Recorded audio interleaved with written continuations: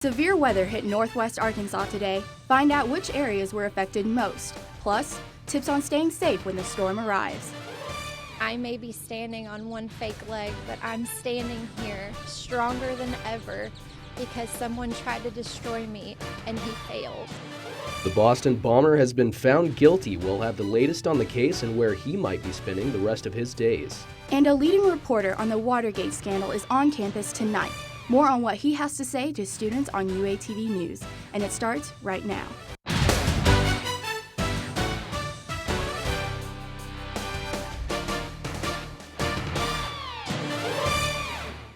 Welcome to this Thursday night edition of UATV. I'm Chris Redfern. And I'm Miley. Heavy rains and wind hit northwest Arkansas this afternoon, and more severe weather is on the way for our county this evening.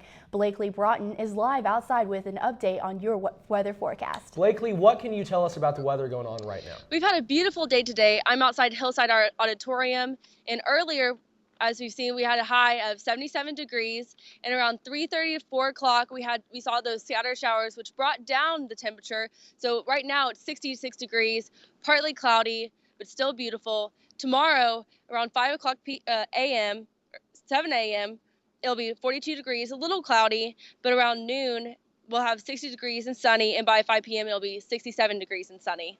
Back to you guys. The same storm hitting us tonight hammered the state Wednesday with heavy rain, high winds, and baseball-sized hail in Farmington, Missouri. The threat for severe storms, big hail, and even tornadoes continues to stretch from Oklahoma to Indiana. Gratitude and satisfaction are just some of the emotions survivors of the Boston Marathon bombing say they feel now that a jury has found Johar Tsarnaev guilty. The start date on the penalty phase has not been set, but the same jury will deliberate Tsarnaev's sentence. No matter what happens next, survivors say they will focus on their lives while a jury deliberates death. I may be standing on one fake leg, but I'm standing here stronger than ever because someone tried to destroy me and he failed. If Tsarnaev is sentenced to life in prison for his role in the Boston Marathon bombings, experts believe he will serve his sentence at a notorious Colorado prison. The Supermax in Florence, Colorado is the highest security prison in the nation. Tsarnaev would likely live in a soundproof cell with no human contact. A Colorado lawyer says he would spend 23 hours a day in the cell and the other hour in a caged recreation cell all by himself. One highly respected journalist is speaking on campus tonight for J-Days. It's part of the Lemke Department of Journalism's 60th anniversary celebration. UATV's Kelly Rolliard is live outside Hillside Auditorium with more. Bob Woodward addressed a room full of journalists right now. Many of you know him as the journalist who helped break the Watergate scandal open back when Richard Nixon was president. At his press conference earlier, he said that being a journalist is one of the best jobs in the world, and that future journalists need to actually dig in deeper on stories rather than covering the day. He said that many people are in the journalism department are really excited to have such a well-known journalist here for J-Days. The week-long event is designed to highlight the careers of U of A journalism alums and to show students cover career opportunities when they graduate. To give students a more up-close and personal look at journalism outside the classroom. So what the world is going to be like for a journalism major. Bob Woodward will begin his lecture tonight at Hillside Auditorium at 7:30. Reporting live for UATV, I'm Kelly Rolliard. Thanks, Kelly. J-Days will wrap up this weekend with a scholarship reception Friday and a banquet on Saturday. After the banquet, there's a reception for all students and staff at the Janelle Y. Hembry Alumni House. The U of A will award honorary degrees to 2 men who are nationally recognized as leaders in their respective fields. Frank Broyles coached Razorback football for 19 seasons and served as the athletic director for another 31 years. He will receive an honorary doctorate of humane letters. Dr. James Hildreth is a dean of the College of Biological Science at the University of California, Davis, and has been a pioneer in HIV and AIDS research. He will also receive an honorary doctorate in science. Faculty Appreciation Week is taking place on the U of A campus this week. This gives students a chance to say thanks to those who give their time to ensure their pupils are successful. UATV's Jackson Braswell has the story. The U of A, as many call it, is a place where students learn and grow. But this week, students are getting a chance to honor those who helped them along the way, the faculty. Faculty Appreciation Week is a new event on campus this year, and the focus is to take time to give back to the ones who have given so much to make the university what it is today. Faculty are the direct reason why our students come to campus, why our students are successful on this campus, and why our students go out and pursue degrees in all sorts of areas. It's really because of the influence of the faculty. So I don't think faculty can be overstated. While the thanks the professors receive during this week is appreciated, seeing their students succeed is something that never gets old. That's the most rewarding part, that we see when we get them as a freshman and then they leave as a senior, and how much growth that there's been, and they grow into professionals, and that's what we want to happen. But diligent work. I think it's time for even individual faculty just to stop and pause and to consider what it is that they're doing and how they influence the bigger community. One of the best ways to honor your favorite professor on campus is to take a selfie or a picture with them and use the hashtag WooProf, just like this. Events will continue into tomorrow, and there is no doubt that teachers will savor the last moments of this special week. Reporting for UATV, I'm Jackson Braswell. Tomorrow, an ice cream social will take place from 1 to 3 for the faculty outside the Arkansas Union. A big recall for one of the most popular hummus makers in the country. Sabra is recalling 30,000 cases of hummus because of a potential listeria contamination. Listeria can cause serious and sometimes fatal infections and can also cause a miscarriage and stillbirth for pregnant women. The FDA is urging anyone with that particular brand of hummus to throw it away or return it to the store. And 4 men are in custody in Benton County after a meth bus Wednesday. Police seized $83,000 worth of methamphetamine along with a gun. All 4 men have been charged with a felony this year. The Benton County Special Operations Division has seized over 2,000 grams of methamphetamine and made over 500 arrests. Scooter drivers in Fayetteville have less than a month to purchase basic insurance coverage. City Council members passed an ordinance requiring coverage for anyone who drives a motorized bicycle, scooter, or moped within the city limits. When the new law goes into effect next month, any scooter driver who is involved in an accident or stopped by police will be required to show proof of insurance. Anyone who violates the law could face a fine up to $500. And speaking of scooters, UATV's Cassie Sherm has more information on how to maintain safety while driving and riding on these motorized bicycles. Last year, there were 92 accidents involving scooters on campus, and only 26% of those scooters had insurance. Bridget O'Shaughnessy was a passenger on the back of a scooter involved in an accident that caused major injuries. She was turning and lost control of it and hit a tree, and then I flew off the back of it and I cracked my toe. Injuries from scooter accidents on campus range from scrapes and gashes to even broken bones. Construction on campus can also cause problems for scooter drivers. I definitely am less confident. Every time I see any type of gravel, any type of rock, I try to avoid it. With all the construction going around on campus right now, it's kind of hard to avoid. Local insurance agents have estimated it costs about $75 each year for basic liability coverage. Some students are worried about the extra cost on top of buying the scooter and the scooter parking permit. I don't think I should be required to have insurance on that scooter. I feel like when you get a scooter, you do it for the resourcefulness, and you do it because it's so cheap to drive. While other students' insurance will give them and their parents a peace of mind. I think it's a huge deal that I do have it, and that they feel that if something does happen, Lord knows what, I will be safe and I'll be able to get through it. Scooter stores like Moped U are behind the ordinance. I don't necessarily think it's a bad idea. I think it's going to be a little bit out of budget for a lot of the college students. I think if they want to try to change the state law, then that would probably be the better method. So far, licenses for scooters are required by 19 other states. For UATV, I'm Cassie Sherm. According to local insurance companies, basic liability coverage could cost students anywhere between $50 to $100 a month. And a police officer in South Carolina raises some concerns just months after the shooting of Michael Brown in Ferguson, Missouri. But unexpected evidence may calm the storm. General Petraeus has been sentenced to 2 years probation and fined for $100,000. Petraeus pled guilty in March to one federal misdemeanor charge for giving notebooks containing classified information to his biographer, Paula Broadwell. The notebooks included notes from national security meetings. They identified the identities of covered officers on more classified documents. Of my life and to continuing to serve our great nation as a private citizen. Resigned as director of the CIA in November of 2012 after his relationship with Broadwell became public. A stunning failure of security at the home of Houston resident and former President George H.W. Bush.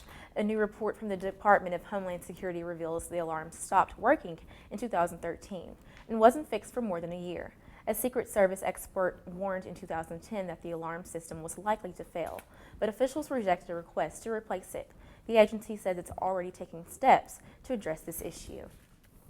Italian forces continue to rescue migrants from their boats off of the coast. 218 more migrants are stepping onto Italian soil after a treacherous journey at sea. Italy's Coast Guard said they were picked up from 2 rubber boats, but they are only some of the thousands who are trying desperately to make it from Africa to the shores of southern Europe. The family of Michael Brown filed a civil lawsuit against the city of Ferguson today. The suit seeks $75,000 in damages, in addition to attorney fees. The suit also says Officer Darren Wilson unjustifiably shot and killed Michael Brown, using an unnecessary and unreasonable amount of force. But a grand jury did not indict Wilson back in November of 2014. We will admit it's taken us a while, but we wanted to be thorough before we presented our case to a jury and a court. Crump says Wilson took Brown's constitutional right to life away. The family's suit further accuses Wilson of destroying evidence and interfering with the investigation. That will do it for a look around your world. For UATV News, I'm Bridgman Perkins. Is in full swing this weekend. More on the week's events in Augusta, Georgia, next. And a story about a heist that sounds like a Hollywood script. Find out how the thieves broke into a London jewelry store, coming up on UATV News. Welcome back to UATV News. Now take a look at our national temperatures. Around the country, in Colorado, we have 67 degrees. In Missouri, we have 60 degrees. Kentucky, 58 degrees. And all the way in South Carolina, we have 81 degrees. Now take a look at our national Doppler radar for today. You can see that there's rain all throughout the West Coast. Lots of rain in Colorado, California, Oregon, Washington, all those places, lots of rain. West Texas is seeing a lot of rain, and if you see in Central Texas, they're experiencing some severe weather. If we go into our weekend, you can see that on Friday, we should see some strong storms in Oklahoma, Kansas, Arkansas, Texas, and Louisiana. But if we take a look, move on to Saturday, you can see that those storms start moving towards the east and out of northwest Arkansas into places like Mississippi, Alabama, and Tennessee. So the rain will be moving out of Arkansas by Saturday. On to Sunday, there will be no rain in northwest Arkansas at all. The severe weather will be out of the country. New Mexico and Arizona will see some rain, and there will be lots of rain in the Washington, D.C. and that area over in the east. Now, if we take a look at our state temps, you can see we have 63 degrees in Fort Smith, 64 degrees in El Dorado, and 63 degrees in Little Rock. So basically the whole state is pretty much in the 60s. But later on, I'll have your 5-day weather forecast. Back to you guys. Work of an Arkansas native has made it to the big screen. Owen O'Connell is a Fayetteville High School graduate who created and co-produced a television show that will premiere next week, and it's called The Messengers. It's a science fiction drama series, and you can catch it on the CW Fridays at 8 p.m. Sleep is a vital part of everyday life, and new research shows just how important sleep is and how not getting enough affects reactions to certain situations. UATV's Blakely Broughton tells us more. Everyone suffers from sleep deprivation at least once. Staying up late because of tests, watching TV, or hanging out with friends may seem harmless, but Professor Feldner at the University of Arkansas disagrees. When when sleep quality is poor, emotional reactivity is high, and people who are really struggling with emotion-related problems are having problems sleeping. Fellner's laboratory at the University of Arkansas was in Memorial Hall, and his research included college students and people in the community. One of the first studies we did, we looked at the effects of acute sleep deprivation. Acute sleep deprivation is staying up for one night. Subjects either stayed up all night or slept as normal. The next day, they would go to the lab for a carbon dioxide-enriched air challenge. You'll notice quicker breathing, a racing heart, sweatiness, maybe some difficulty concentrating. And the reason we do that is that it helps us understand panic disorder. Each experiment lasted about 24 hours, and subjects had to call the lab every hour to confirm they were staying awake. To retrieve the psychological data, Fellner attached a number of electrodes to his subjects while an EEG machine monitored their brain signals. If a student, for example, is anxious about a test and they stay up all night and study all night long and come into that test, they are likely to be more anxious before and during the test than they would have been had they slept all night long. Although Fellner's research is published, he says he will continue to study the effects of sleep and emotion. That many people.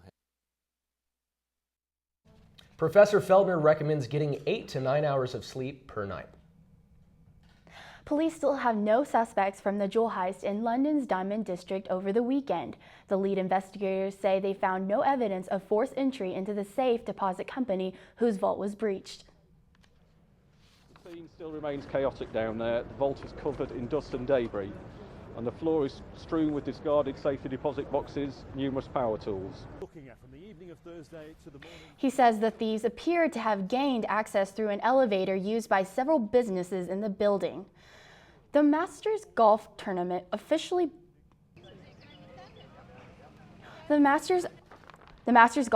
Tournament officially began this afternoon in Augusta, Georgia. Yesterday, the par 3 contest featured some interesting caddy choices. Tiger Woods let his kids take the bag for him and be his caddy, and Rory McIlroy chose One Direction's Niall Horan to carry his clubs. The tournament winner will earn their dream jacket this Sunday. In sports, the Diamond Hogs, sweep Mississippi Valley State. The highlights next. And this weekend's football scrimmage is open to the public. Find out which players you should keep an eye on. Stay tuned. UATV News is next.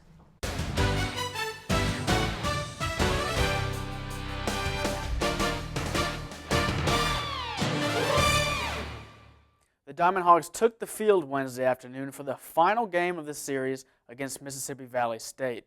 Now, the scoring started in the first inning. Tyler Spoon extends his hitting streak to 10 games with this 3-run double, putting the Razorbacks up 3-0. That's Tyler Spoon getting his 10th hit streak extended to 10 games.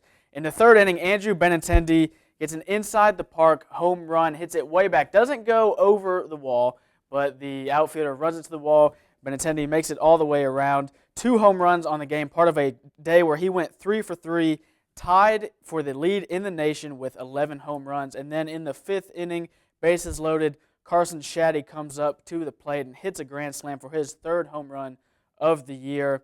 And the Razorbacks would go on to win that game 14-0, would have 17 hits on the day, and James Teague would be the Razorbacks' winning pitcher with 4 innings pitched, 2 hits, and 5 strikeouts. Now, the Razorbacks took today off, but they get right back into it tomorrow when they start their 3-game series against the Kentucky Wildcats. Kentucky is 6th in the SEC East with a 4-7 conference record and an 18-13 record overall. The Wildcats will be looking to end a 3-game losing streak, while the Razorbacks will be looking to win their 3rd straight conference series win. The series starts tomorrow night at 6:05 and wraps up Sunday at noon. And football fans will get a chance to see the Razorback team this weekend for the first time since the Advocare V100 Bowl. Saturday's scrimmage will be open to the public, and some new faces could be making a big impact for the Hogs. On offense, JoJo Robinson will be one to watch. Number 17 on the field just might be a redshirt freshman, but his talent is one of a kind. He's a very talented player. You know, if you took our wide receiver group, he might have the most ability, to catch, run, natural instincts of a wide receiver and all that. He's obviously a little light in the end, but he's got a definite role in our football team, and hopefully he'll continue to grow. Robinson was a big name coming out of high school, and after redshirting his freshman year, he's looking to start making a contribution on the field. And on defense, the Razorbacks will be trying to replace the ultra-productive Martrell Spate. Sophomore Kalia Hackett has impressed the coaches since joining the Razorbacks last year. Coach Bielema says that if he had to choose one player that has impressed him the most since fall, it would be Hackett. And the number one thing that impresses Bielema is his work ethic and preparation. I know Martrell Spade came up to me. Martrell had come in to get a workout on Saturday night, like at 8 o'clock at night, and Hackett was up here before we even started spring ball. He's immersed himself. He's very, very physically gifted, and he's got a great attitude. He's very intelligent. The sky's the limit for him. Hackett played in 11 games as a true freshman last year, recording 10 total tackles and 1 forced fumble. And coming up after the break, Blakely Broughton will have a final look at your 5-day weather forecast. Stay tuned. UATV News will be right back. Welcome back. For our 5-day forecast, we'll have 69 degrees Friday, pretty sunny. Saturday, Sunday, partly cloudy, 71, 77. Monday, we should see some storms, 69 degrees. And on Tuesday, we might see some thunderstorms with a high of 71 degrees. Even though it's not going to be that great of weather this weekend, I'll be inside watching the Masters, so I'll be pretty happy. That's all we have time for tonight on UATV. Don't forget to follow us on Twitter, Facebook, and Instagram. Just use the handle UATV. I'm Chris Redfern. And I'm Miley. Thanks for watching and have a good evening.